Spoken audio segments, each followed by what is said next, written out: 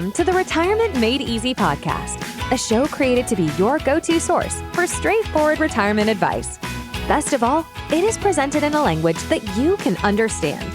Are you ready for some straight talk on retirement planning without all the fluff? Well, you found the right podcast. Here's your host, certified financial planner, Greg Gonzalez. Hey, welcome to another episode of the Retirement Made Easy podcast. I'm Greg Gonzalez. Thanks for joining me today. Man, at my firm, St. Louis Retirement Advisors, we have been very busy so far this year and this summer. A lot of people looking at retirement planning. A lot of people want to update their retirement plans. Certainly, the stock market has recovered so far this year, some of the losses from last year. And of course, depending on what market index you're looking at, whether it's the Dow Jones Industrial Average or the S&P 500 or the NASDAQ or the Russell 2000, the recovery this year in the market in general, it may be different depending on what index you're looking at and depending on how much that particular index dropped in 2022. With that being said, a lot of people who were kind of dejected because of last year's downturn in the market, they thought, oh, that year pushed them farther away from retirement. A lot of people were making some adjustments in 2022 or as a result of 2022 and the market downturn. But certainly with the uptick in the market this year, people are wanting to update their retirement plans because they feel like, hey, maybe we're making up some ground here and maybe we need to get serious about retirement planning. And perhaps we're back on track or back closer to getting back on track with the uptick in the market so far in 2023. And that may all turn around. There's a lot of people talking about a recession in the second half of 2023. We'll have to see how that goes. But circling back to my point that a lot of people are wanting to get serious, they've made up some ground this year, and it's a great time to update your retirement plan. I've had a lot of people that have reached out to me and said, hey, can you build me a retirement plan, a one-time retirement plan? And I just don't like doing this. And this is why. I mean, we'll do it. And in fact, we've been so busy this year. I've even hired a superstar associate advisor, and he's now a certified financial planner as of this week. So we build bulletproof retirement plans for people. But keep in mind, it's not a one and done kind of thing with retirement planning. And so many people think that, oh, they build a retirement plan and it's going to be good for the next 30 years. And that's just not the case. It is a good gauge to see, hey, am I on track? Am I behind schedule? Are there any weaknesses in my current plan? Is there anything that I'm missing? Those are all the questions that a retirement plan can help answer. But again, that plan needs to be fluid because all it takes is a change in the tax code. And there are going to be some, in my opinion, some big changes to the tax code in upcoming years. Just look at with the Secure Act 2.0 and all the drastic changes that the Secure Act 2.0 came out with at the end of last year. I would think if we're looking at a retirement journey of 30 years, I mean, imagine how many changes, not only to the tax code in this country, but maybe to Social Security and pensions and even rules for IRAs and Roth IRAs. In all likelihood, over a 30-year period, a 3-decade period that the average person is going to be retired, all these types of rules and all these tax codes are likely to change. And so what that means is we've got to adjust your retirement strategy. We've got to pivot sometimes. We've got to make changes to your retirement plan. So by building a plan, don't think that it's just etched in stone and it's something that you put in the safe or the safety deposit box. No, that is something that is fluid that needs to be updated over time. I've even got a lot of clients that, hey, they get close to retirement. They want to update that retirement plan every 6 months to make sure there's not anything that they're leaving out or missing and make sure it's as updated as possible. So I would encourage listeners to contact your financial planner. And especially if you're within 5 years of retirement, I would say, hey, it's time to update my retirement plan. With the storm in the market last year in 2022, like it was, you probably made some adjustments, whether it was rebalancing, increasing your contributions, doing Roth conversions. There were likely strategic moves that you made. So I think now is an excellent time, as perfect of a time as any, to update your retirement plan, just because, so far this year in 2023, big changes in the market, in interest rates, a lot going on out there. So I don't know if there's something in the air, but it's just something I had to bring up on the podcast. We have so far in July, and we're midway through July, we've done 6 new retirement plans for people that want to retire between 6 months and 5 years in the future. So the guy wants to retire in 2028. His wife wants to retire in 2027. That's the longest out that anybody's planning. Everybody else seems to be 1, 2, or 3 years in advance. So with us being so busy in the office and building so many of these retirement plans, and I love it. If I could just build retirement plans and meet with clients, my favorite part of the job is what I do for a living as a retirement planner, building retirement plans, meeting with clients, and of course, the investments in the planning, Social Security optimization, and tax planning, all that stuff is fun. But doing the retirement plans, constructing those and modifying those, it's really a lot of fun. So I wanted to kind of discuss on this episode what goes into a solid retirement plan. And what do I see so many retirement plans leaving out that makes them weak or unrealistic? And on the other side of the coin, how do we do it? So I thought this discussion just would be helpful so people could open their eyes to how a retirement plan could help them and what needs to be factored into this overall strategy. Because sometimes people forget things. They forget things like Medicare. I have some people that'll say, I thought Medicare was free. I've been paying into Medicare for all these years. Well, you might be looking at a Medicare supplement plan or a Medicare Advantage plan, or maybe it's Medicare Part D. So for a lot of people, there's going to be some expenses there that we need to factor into your plan. Healthcare is going to be one of your biggest costs in retirement. We know that. And typically, when I call my clients that are older, have been retired for years and years and years, the ones that are in their 70s and 80s, I joke, and a lot of times they're on the way to the doctor, or they're at the doctor, or coming home from the doctor. So whether we like it or not, I'm not a big fan of going to the doctor, but I do. I definitely go to my checkups and things like that. But yeah, I look at my folks. My folks are in their late 70s, and they seem like they're going to a doctor's appointment every single day, and they're in fairly decent health. So yeah, that's just kind of the reality is kind of getting older. We're going to have more trips to the doctor and have more healthcare expenses. So we need to kind of plan for that. So before I dive into all the pieces of the retirement planning puzzle, I just wanted to remind listeners, hey, check out my website, retirementmadeeasypodcast.com. You can listen to all my previous podcast episodes. Send me your questions at the bottom of the homepage. You can sign up for a retirement coaching call for all the people out there that, hey, want to talk about their situation, how close they are to retirement. A lot of people are looking for a retirement planner. Maybe they haven't worked with one in the past and they want someone that knows what they're talking about. Some people will reach out for a retirement coaching call. Again, you can do that right there on the website, retirementmadeeasypodcast.com.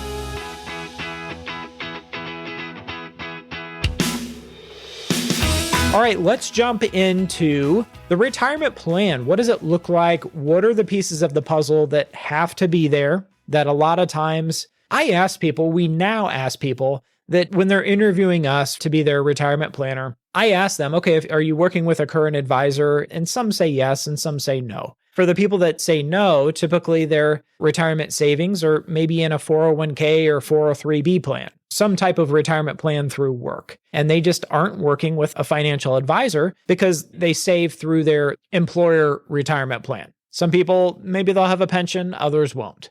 So we ask people if you've ever had a retirement plan constructed, we'd love to see it. We'd love to review it and bring that in. And what's really interesting is there's very, very few times when somebody brings in a retirement plan. And sometimes I'll compliment them if I think it's a really good plan. It serves as a starting point to see, okay, what do they have set up? What is the blueprint for retirement that they're currently following and making their decisions based on? It's kind of like if you were building a house, the first thing a builder is going to do is to build a blueprint, to make your vision, to put your vision of your dream home onto paper. That's what a retirement plan or a retirement blueprint is supposed to do for you.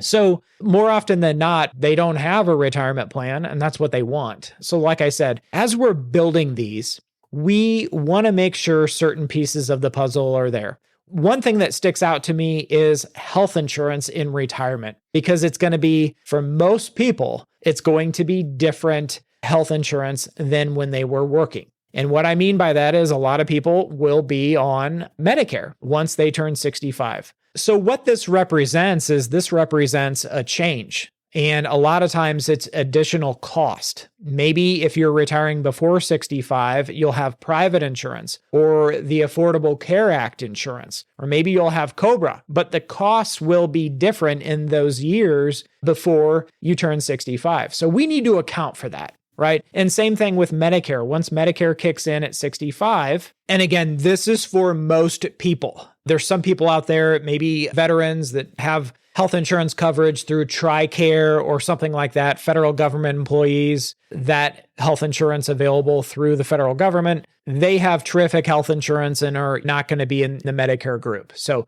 however, for the vast majority of people that are on Medicare at 65, and then they got to figure out health insurance before 65 if they decide to retire. Again, typically it's private insurance, COBRA, or Affordable Care Act, which the Affordable Care Act, it's kind of income based on the subsidy that you would get. And so that all has to be kind of factored in to your planning. So when we're looking at somebody's retirement plan, one of the biggest pieces of the puzzle is, okay, what about health insurance in retirement? How is this going to be handled? And what are the expenses that we're anticipating here? We need to have some kind of game plan for health insurance and healthcare costs in retirement. And along the same lines, what about long-term care? How are we going to address those potential future costs down the road when we need assisted living or in-home care, that kind of thing? So health insurance and what I'll just call long-term care, those need to be addressed in your retirement plan. Are you going to self-fund the long-term care? Are you going to look at getting a policy? So you've got to have a plan. We've got to have an idea what those health insurance or healthcare costs or long-term care costs are going to be, and then how we're going to pay for them. I'm going to sidestep here 1 second. And someone says, oh, I live on $6,000 a month. So our take-home pay is $6,000 a month. So in retirement, if we can just replicate that $6,000 a month from Social Security and our retirement nest egg, we'll be fine. It'll be like we're still working. And the thing that they're forgetting a lot of times are what are going to be the costs that you run into in retirement that you don't have when you're working, and health insurance. Your health insurance comes right out for a lot of people. It's through their paycheck, right? They have group health insurance. And so that their premium for health insurance comes right out first thing with taxes and Social Security, FICA tax, all that kind of stuff. It's already accounted for. Whereas in retirement, if you've got Medicare premiums and all this kind of stuff, well, that is on top of that $6,000 of take-home pay that you're currently living comfortably on. So that's what we tend to do, is we tend to stack health insurance and long-term care costs on top of your current living expenses. So again, if your take-home pay is $6,000 a month, well, that doesn't include health insurance, which you'll have as an added expense, and long-term care, it'll be an added expense. Also, a lot of people they want to do a traveling budget. So if, hey, let's say another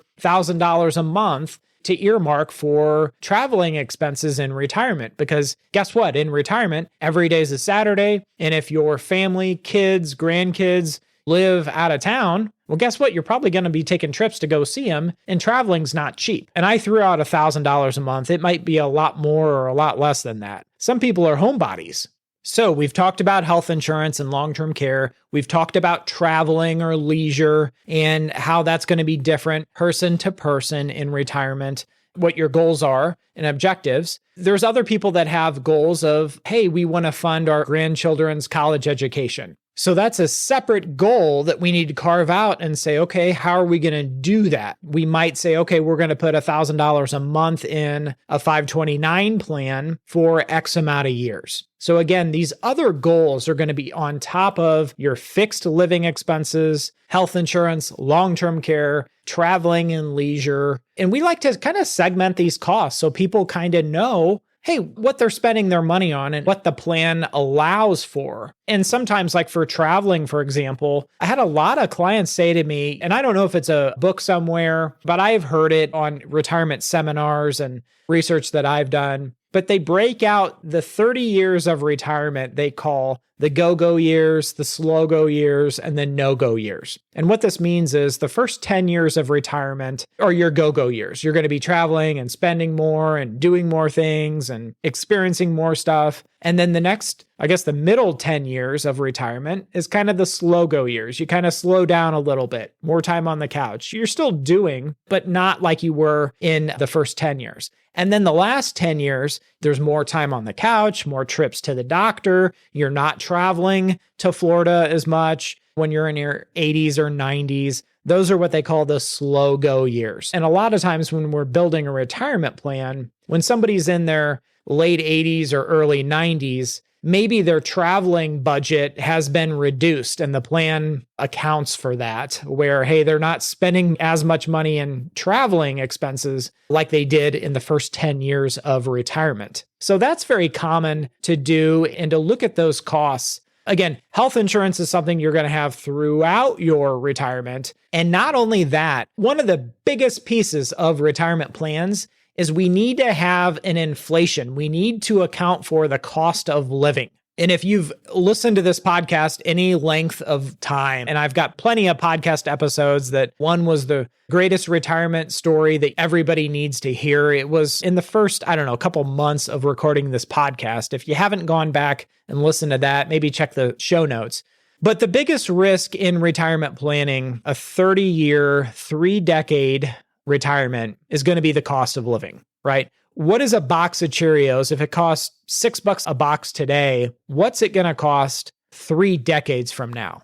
And at trendline inflation, which is 3%, a 62-year-old retiree that pays $6 for a box of Cheerios today, when they're 92, will pay $14.56. So your retirement plan and everything, as far as your spending and your expenses, it needs to account for and make assumptions for inflation. And what that simply means is the cost of living going up and up and up over a 3-decade retirement. So every year, everything you buy will cost more in retirement. That's just the way it works. And doing a 1% inflation or a cost of living, that's not going to cut it. I've reviewed retirement plans where it's a very, very meager cost of living or inflation, and the plan looks pretty good. But in reality, we need to plan for a 2.5–3% average over the next 30 years, in my opinion. And of course, you're going to have some years like the anomaly like last year. So kind of in summary today, the retirement plan needs to be customized to you. It really needs to be customized to you and your goals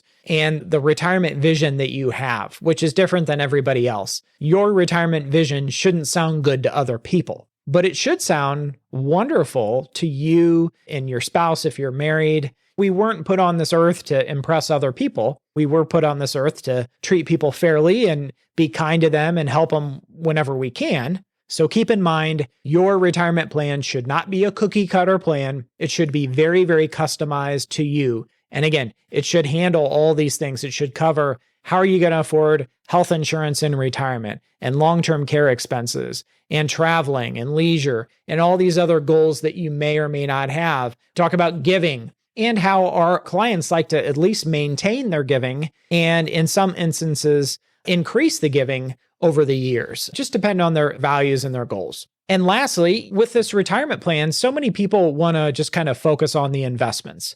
And I have people that call the office that when they think of retirement planning, they think what retirement planning is an investment statement. So meaning, oh, this is what my mutual funds or my stocks or ETFs or bonds are worth this today, or as of this last quarter, this last quarterly statement. That's not a retirement plan. That's a statement. And those investments, yes, they're important because the growth of those and the job of those is to help support the plan and provide income to the plan to help you accomplish your goals.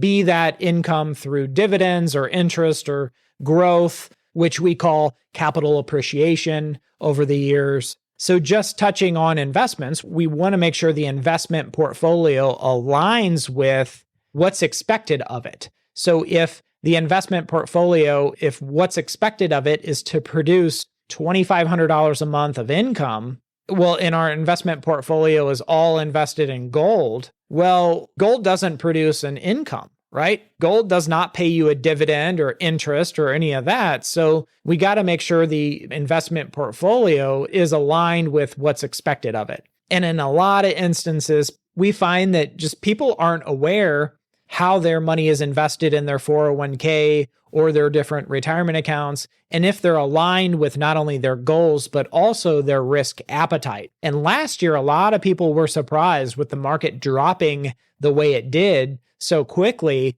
how much risk they were really taking in their portfolios. So, of course, the different retirement accounts and how they're positioned and invested is definitely something that needs to be accounted for in the retirement plan. Next is going to be your other sources of income in retirement. Hey, where's our money coming from? Social Security, as far as the timing of it and how we optimize that timing. And if you're married, the same goes for your spouse and optimizing their benefit or your joint Social Security income for your lifetime. And that doesn't always mean claiming at 70, and it doesn't always mean claiming at 62. Also looking at pension planning and what option we're picking. Are we doing single life, a pension annuity? Are we taking a lump sum? Are we doing 100% joint and survivor or a 50% joint and survivor? So again, another source of income in retirement that is a key piece. Also, part-time income. Do you plan on working part-time in retirement?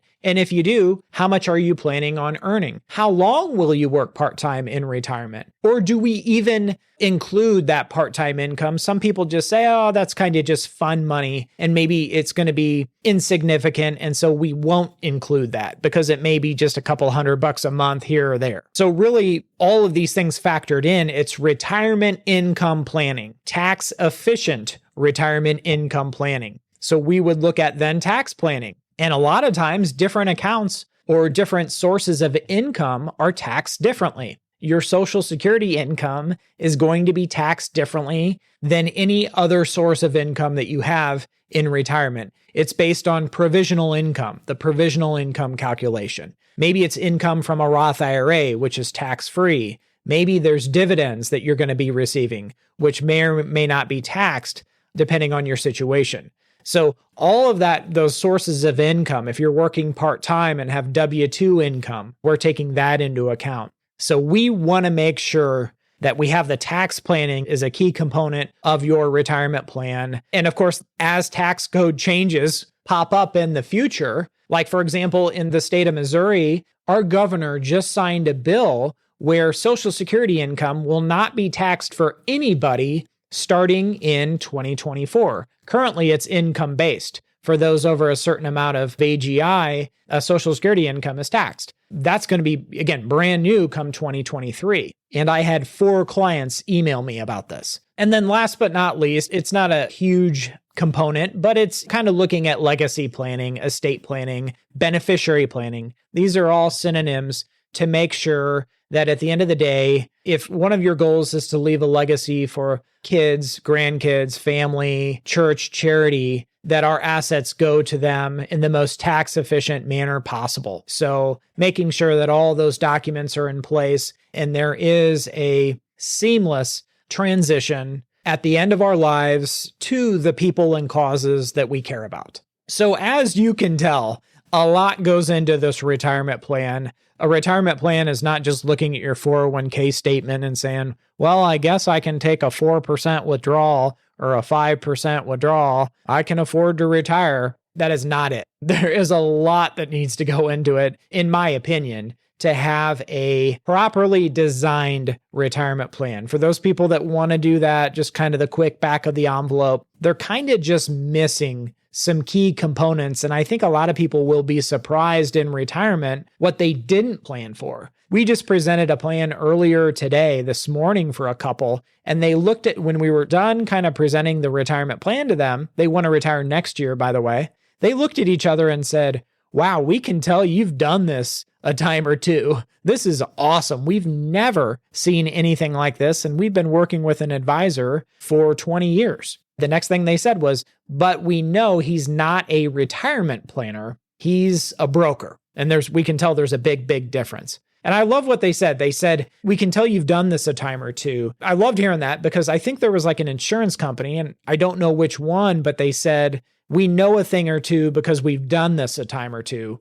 And that's so, so true. You can get really, really good at something by focusing on the same specialty over and over again. It's kind of like if a mechanic said, hey, I'm only going to work on Fords, or I'm only going to work on Hondas. You can imagine with that kind of specialty, they're probably going to get very, very good at working on a very narrow field of vehicles. And quite frankly, they'll see the same thing over and over and over again, and they'll become a master mechanic at either Fords or Hondas. So I hope this episode has been helpful as far as retirement planning and constructing one. And as you're looking at your own retirement plan, maybe there's something that you forgot, or maybe there's something that's missing out there that you need to account for. I'll catch you next time for another episode of the Retirement Made Easy podcast. And remember, always dream big. The opinions voiced in this material are for general information only and are not intended to provide specific advice or recommendations for any individual. To determine which investments may be appropriate for you, please consult your attorney, tax advisor, or financial advisor prior to investing. This is a hypothetical example and is not representative of any specific investment. Your results may vary. All performance referenced is historical and is no guarantee of future results. All indices mentioned are unmanaged and may not be invested into directly. The SmartVestor program is a directory of investment professionals. Neither Dave Ramsey nor SmartVestor are affiliates of St. Louis Retirement Advisors or LPL Financial. There is no guarantee that a diversified portfolio will enhance overall returns or outperform a non-diversified portfolio. Diversification does not protect against market risk. All investing involves risk, including loss of principal. No strategy assures success or protects against loss. Securities and advisory services offered through LPL Financial, a registered investment advisor, member FINRA, SIPC. Thank you for listening to the show today. Check us out at our website, retirementmadeeasypodcast.com. And if you want some help from Greg, submit your questions at the bottom of the page or sign up for a 30-minute retirement coaching session with Greg. We'll see you next week.